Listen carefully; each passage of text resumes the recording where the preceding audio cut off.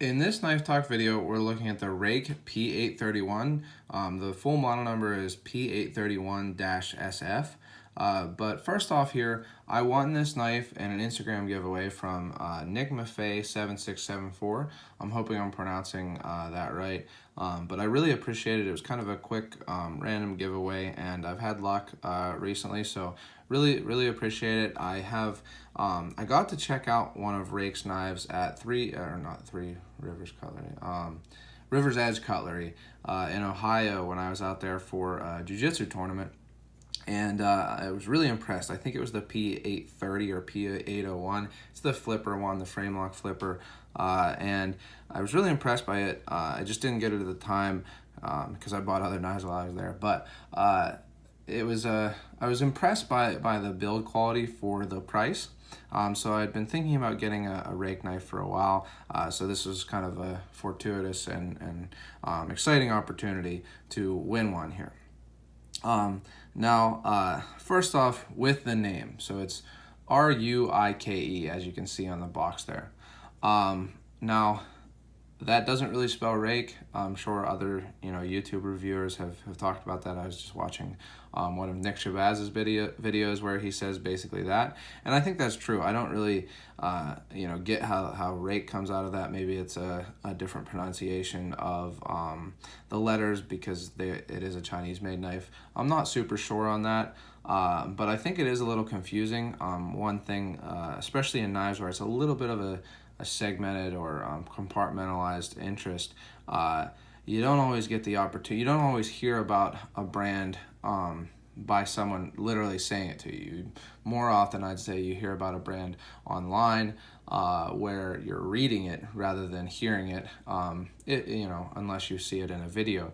But if I saw this, or when I did see Ruike come into existence, I definitely didn't read it as Ruike.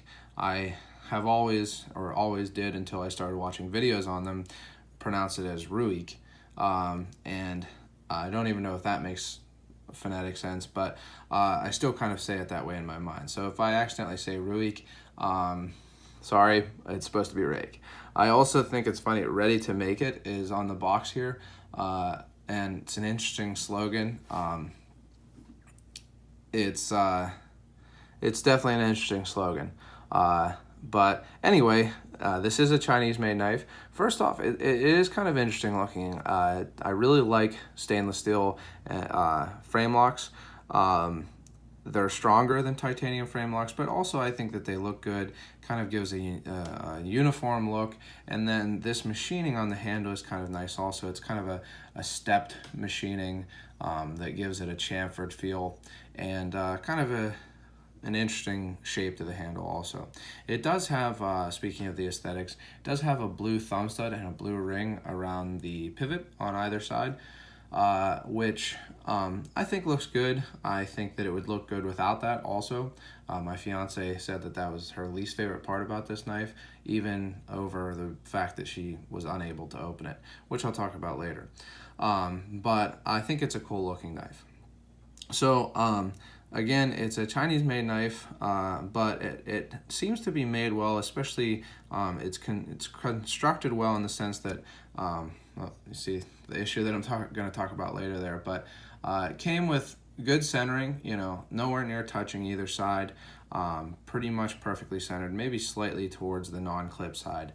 And once you get it open, there's no blade play. There hasn't been. I just got this knife last night, but it does seem like the frame lock has moved over quite a bit. I think that it was more around here.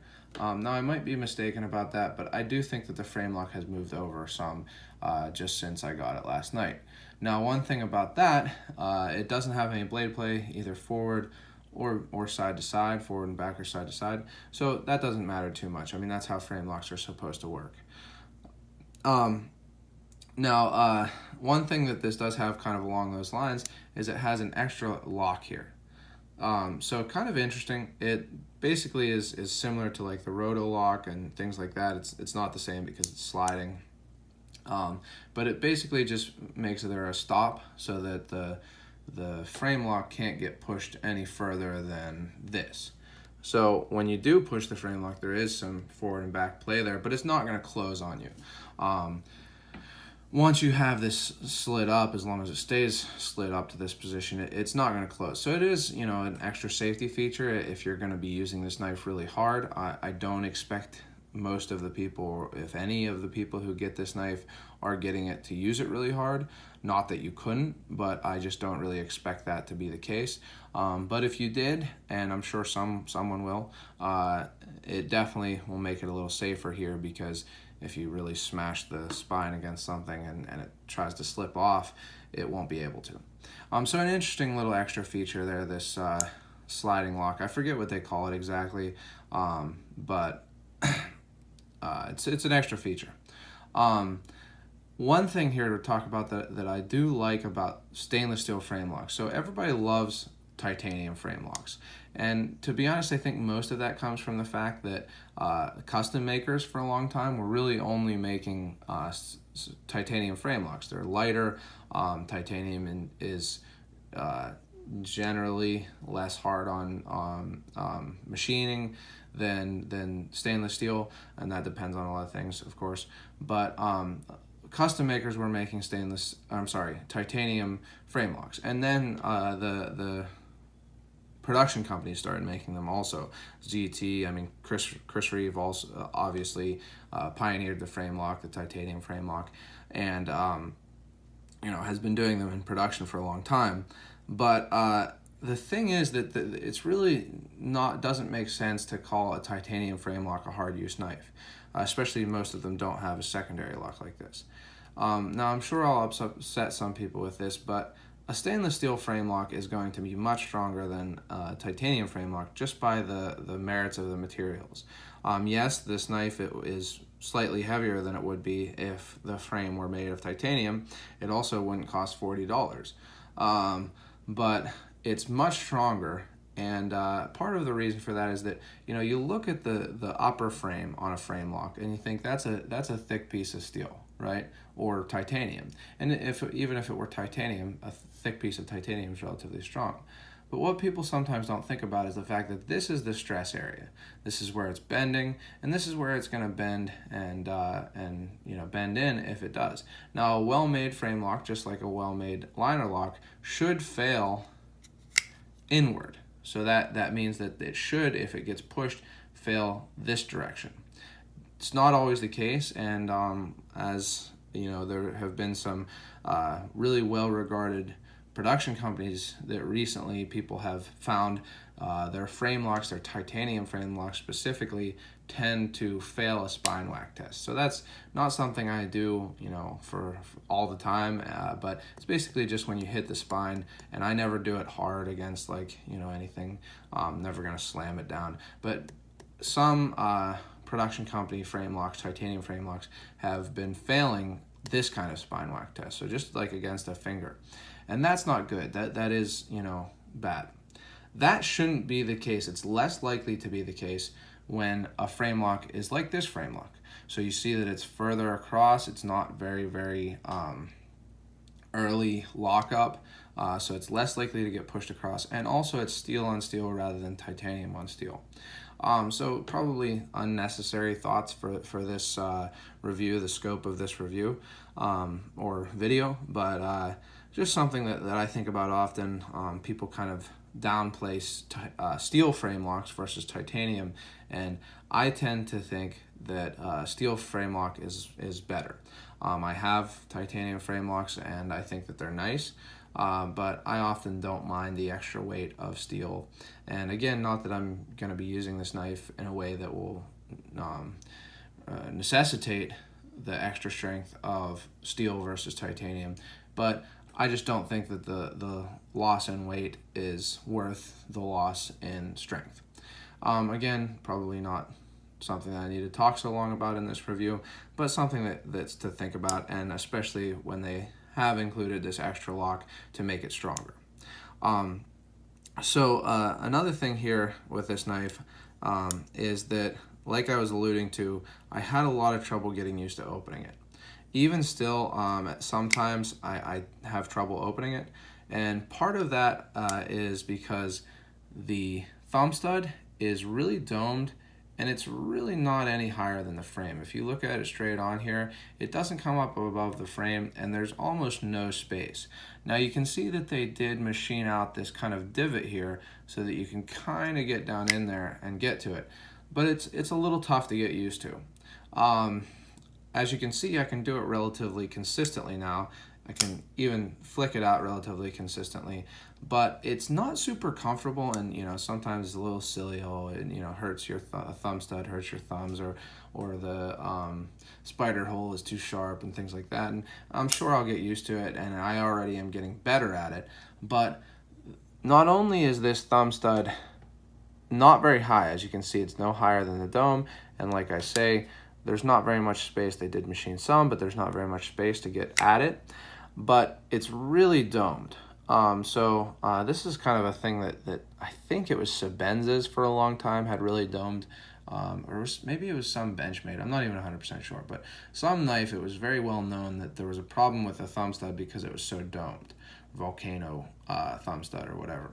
This definitely has that. So you can see that it comes from being normal width thumb stud up to a point, and what that does is it makes it easier for your thumb to slip off of it. It didn't there, but it makes it easier for your thumb to slip off of it.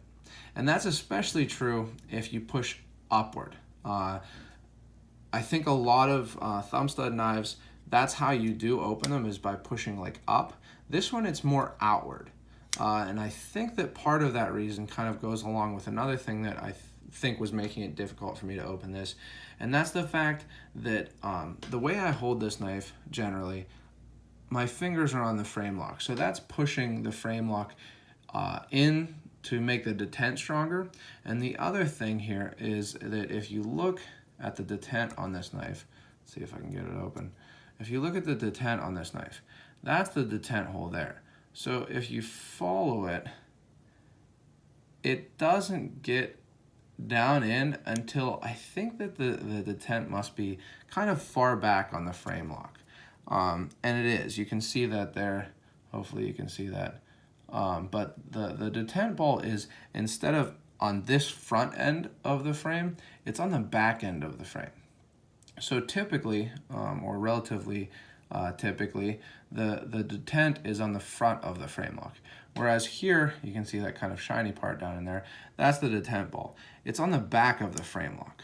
So what that does is, normally, if the detent were at the front, when you push up and out, it would pop it off of the detent and make it kind of open up. Here, the pressure has to be more outward because the detent is back here. So you can't press up, or you're just basically pressing into the pivot.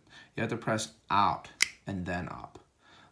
So again, kind of an in-depth look here, I guess, but I did have a lot of trouble getting used to opening it. And like I say, my fiance basically couldn't open it. She had to pinch it like this to get it open. And that's, I think, a good indicator, someone who's not a knife person. If you hand them a knife and it's too complicated or too difficult for them to open and close it, sometimes that's a problem, sometimes it's not. For example, the compression lock, the Spyderco compression lock, people often have trouble figuring out how to close that because it's different than most knives. I don't think that that's a problem. I think that it's just an improvement that the general population isn't aware of and hasn't caught up to yet. This, I do think, is a little bit of a problem. It's just I don't really see the reasoning for putting the detent ball back in the back of the frame rather than the front, and I don't really see the reason of making this domed. I guess the doming is because if it wasn't domed, there'd be basically no space to get your thumb in between the frame and the thumb stud, but it does make it a little bit slipperier, and I think that the location of the detent ball might make it also a little bit stronger of an effect when you rest your fingers on the frame lock. Because I do rest my fingers on the frame lock of some other knives, and it doesn't affect the difficulty of opening quite as much. So, like I say, I've been able to get to where I can open it pretty consistently without too much trouble. And you see there, I went up too much, so you have to go out, right? And, you know, it's something that I don't think is a huge problem, not super, you know, much of a problem. You can easily open it as long as you take the time to make sure you're pushing out rather than up. So, like I say, I did have trouble getting used to that, and I still don't get it every time, but that one wasn't fake. I wasn't trying not to not to open it there, but once you do get used to it, you can get it open. Another thing that I'm not a huge fan of on this knife is the pocket clip. Now I carried this yesterday once I got it, but I haven't carried it too much. But what I noticed, and I was wearing basically khaki when I was putting this in my pocket, but I noticed that it's kind of tough to get into the pocket. And the reason for that, I don't think that it's overly strong tension. It is pretty strong, but it's not, you know, overly strong. The reason is because it's so little space there. So, you know, you have to fit some fabric into there when you're putting it down into your pocket, and there's just not very much space to kind of, you know, jam the fabric into there. The other thing is that it doesn't sit super deep. Now, it's not a big thing that I care about that much, but I know a lot of people do, and they don't want to have a knife showing out of their pocket, and it definitely doesn't carry very deep. It's also non-reversible, so this is the only place that you can have the pocket clip on the knife, and that's something to think about if you're left-handed and things like that. It has a lanyard hole which is exposed, so you know, maybe one of the reasons for not a very deep carry clip. I don't really use lanyards, but something to think about. It has post-construction, which I like. I tend to like post-construction because it makes a knife easy to clean. I do use my knives for food prep relatively often, and eating lunch and things like that. And it is a little easier to clean when, as you can see, it just has two posts and then the stop pin holding it open here, or holding it in the whatever shape it is or whatever. Made that more complicated, awkward than it needed to be. Basically, it has two posts and a stop pin, and that makes it easier to clean out because it just washes out, and you can rub a paper towel in there or a Q-tip or something like that. So I do like that, and again, I do like the machining. I think that it looks good. Generally a good-looking knife. Another thing that I really like about the knife is the blade. And this is actually one of the rake knives that I was considering getting because of this blade shape. I really like modified Wharncliffe blade shapes. I have the Spyderco Chalkway, which is, you know, a little bit more straight of an edge, tiny little belly, and a longer clip here at the top, but a similar style blade. I really like the Kershaw Leak, which has a little bit more of a rounded cut off at the top here, but still a similar style blade shape. I think it's a really utilitarian blade shape. It's great for opening boxes. You can use it for food prep because there is a little bit of a belly, and it's great for slicing. I just think just a really good overall utility blade shape here in the modified Wharncliffe. Another thing that seems nice about this knife, and I haven't used it too much yet, but it does look like it comes to a really thin edge. So a lot of, you know, modern one-hand opening knives don't really come, especially at the heel, this area here, to a very thin edge. But if you look at this one, it's really thin, really thin. So that's great. You know, knives are made to cut things, and especially pocket knives, they don't need to be super thick. They don't need to be super strong, because you're probably not going to be like splitting wood or, you know, really doing heavy work with it.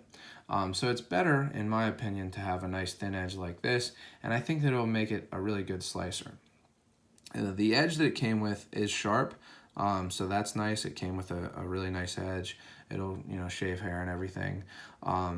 It has 14C28N steel, which is, I believe, the same steel that's on the Kershaw Leak. It's not a high-end steel, it's not a super steel, but it's not a low-end steel like 440C or, you know, junk steel. I'd call it a mid-range steel, probably you know, definitely I would say not as good as S30V, probably not even as high edge holding as VG10. I'm not exactly sure on that. I think it's probably around there, but slightly lower than VG10. But it's really easy to sharpen, and I think it's a nice deal, especially, like I say, this knife is $40 if you buy it, so I think it's pretty reasonable at that price for steel, for the material. Another thing that I really like, and this is something that a lot of knives get wrong, is that the thumb stud is not in the way of the usable blade area. So what I mean by that is you can see this thumb stud is almost kind of tucked back here. They've kind of done a cutout on the handle and tucked the thumb stud back into it and not put it on the grind, the primary bevel.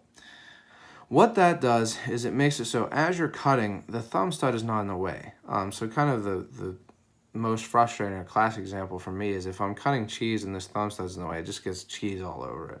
And I don't know if you cut cheese with your pocket knives, but it can be frustrating. All kinds of other stuff. If you're cutting through cardboard, it gets caught on the cardboard. All kinds of stuff. So it's much better for cutting when it's not in the way of the primary bevel like that. Another thing is that it's much better for sharpening. When the thumb stud is not in the way of the edge, which I know it does come kind of right down to there, but you could definitely, you know, sharpen this without the thumb stud being in the way. It makes it so you don't have to worry about actually, you know, hitting the thumb stud and, you know, rubbing the top of this off and rubbing the coloring off and things like that. And also you can do it at any angle you want. So I have some knives, or have had knives, that the thumb stud actually restricts how thin of an edge you can put on it because it's in the way of sharpening. So it's good for sharpening also that this thumb stud's not in the way of the edge, the primary bevel. So there are some really big pros to this knife. Like I say, I really like the blade shape. I really like that it comes to a thin edge, and I really like that. I like that it's a stainless steel frame lock. Again, I probably won't use this that much, but I like that it's there. I'm not a huge fan of the thumb stud or the detent or the pocket clip, but I do like the handle. It's pretty ergonomic. Like I have said in other videos, I really like a simple handle. Sometimes, pretty often actually, companies get way too set on putting in finger choils and, you know, scallops and stuff to kind of tell you where to put your fingers. That's one of the reasons I really like the Spyderco Chalkway, is that it doesn't have that. And the same is true for this. I mean, if you wanted to, if you want to choke down a little bit, you could hold this knife like this. And this is nice too. Your pinky finger kind of sits down on this cutout and it feels good. Your finger can sit in that little divot, or you can, you know, choke way up and get right up to the edge. Either way is fine, and I really like that. I really like a simple handle with nice kind of unobstructed ergonomics, and I really appreciate that on this knife. Now, like I said, I won this knife again from Nick Maffei 7674, so check him out on Instagram. But this knife on dealer websites is like $39.95, basically $40. So the discussion of price is definitely one to talk about when it comes to these budget Chinese knives. They're a little bit better than some others, especially with all of the different Chinese companies bringing higher quality knives to market. I think that these knives do have a place, and what I mean by these knives is rake knives are generally between $25 and $45. I think some are $50, maybe it's more like $30 to $50. So that's pretty much in the range of, you know, like a Kershaw, a Chinese-made Kershaw knife that's not on sale, up to an American-made Kershaw knife that is, you know, not high-end materials or is on sale. And I think that there is a place for these because they have cool designs and they're made well, especially that one that I saw at River's Edge Cutlery. It was a flipper and it flipped really well, and it was $30 versus $40 for this one. Now, the $50 rake knives are pretty cool looking. I actually might still get one of those. Probably at some point will, because they're frame locks. They have great machining, kind of interesting blade shapes, and generally have unique designs, and they're not rip-offs of other companies. And I think that there is a place for that in the market. Now, I recently bought a Kershaw leak for, it ended up being, I think, $32 or something like that shipped. It was on sale, and I don't think that they're usually on sale for 26 bucks is what it was before shipping. But that, you know, being about the same price as this, a little bit lower, I think does diminish this in my eyes specifically. The reason being is that although this has, you know, maybe a little bit, it definitely has more machining with the, you know, stepped machining, and it has probably, I think, a slightly better looking finish. It's a little bit less of a bead blast. It is a bead blast, but it's a little bit less, it's more uniform and nice looking. But with the issues that this knife has, the pocket clip that is non-movable, non-reversible, and the difficulty opening, I do think that the leak is a better deal. But again, I'm just thinking about that as a comparison because I bought the leak you know, a little while before winning this knife, and it's relatively similar because of the blade shape and the fact that it's also a stainless steel frame lock. Now, a leak normally is in the $45 to $55 range with a stainless steel frame lock. So, you know, that's a little bit more than this. It's normally a little bit more than this. So at that price, I think it's pretty value equivalent. But it's something to check out. Speaking of that, another thing is I think sometimes people, or at least me, wonder about the warranty and the service that you can get if you do get a knife from a Chinese company and it has issues. I was looking at the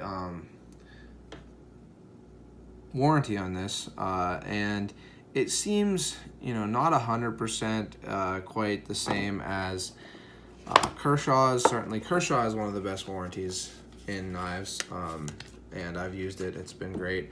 But to show you here, this is the card that comes with it. And this is a product warranty. So if you're really interested in that, you can, you know, pause the video and check that out. Basically, 15-day replacement, 5-year free repair, lifetime repair, and you pay for it after 5 years. So kind of, you know, probably a good warranty. I've never used it, and I don't like to judge whether a warranty is good or not unless I have used it. So I'll kind of reserve judgment on that. But for my overall thoughts on this, I think that it's a cool design. I think that it's probably a good value for the price, although I didn't have to pay for it. I think that if I were to buy a rake knife, I would probably choose the flipper frame lock for an extra $10 rather than this one. So I would recommend probably either going with the P831, I think it is, which is the flipper frame lock that's $30, or if you want something a little bit fancier looking, go with one of the flipper frame locks that are around $50. I think that they would kind of give you better use out of the good construction and the fact that they have, you know, smooth pivots and things like that. And like I say, to be perfectly honest, I'm not a huge fan of this opening method and how they've applied it. So overall, an interesting knife, one that I'm very happy to have won. I'm going to give it a few more days. I'm going to carry it and use it and see if I get more used to this thumb stud. And if I don't, I'm going to pass it along, do my own giveaway with it. If I do, I'll carry it and use it and keep enjoying it. But either way, I really appreciate the generosity. Nick Maffei 7674 on Instagram. And it's been really great to get to look at a knife that I probably wouldn't have otherwise. So the Ruike P831 has a few issues, but overall an interesting knife and one that I've been really happy to get to check out. So if you've enjoyed this video, don't forget to like it. You can share it if you'd like, if you know someone who might like this knife. And if you'd like to see my other videos, which I have lots of, go through my channel, subscribe if you like what you see, and if you have any questions or comments, feel free to leave them below. I try to answer all of them if I can, and don't forget to go out and do good.